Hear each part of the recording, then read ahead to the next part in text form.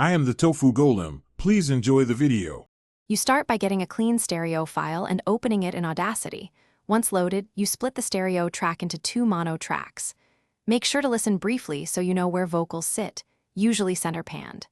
Next, mute nothing yet. Select the bottom track and label channels so you don't confuse them. Once done, you're ready to manipulate phase by inverting one channel and controlling what cancels in the center. This early step sets the foundation for effective vocal reduction. You now invert the phase of one mono track to cancel center content. This removes much of the vocal energy because most vocals are center panned. Once inverted, make sure both tracks are set to mono and play them together. You should hear the vocal drop significantly. If it's still present, tweak levels or re-export with a different format. Also, apply a light high pass around 100 Hz and a gentle low pass if sibilants or artifacts remain, because filtering helps focus the cancellation on vocal frequencies. You finish by cleaning artifacts and exporting a usable instrumental.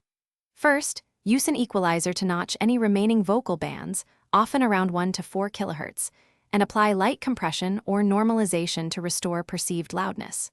Once satisfied, export as WAV for quality or MP3 for sharing.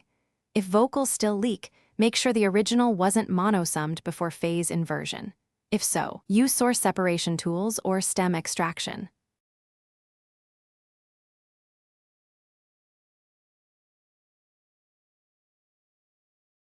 Thanks for watching. Consider subscribing if we helped you today.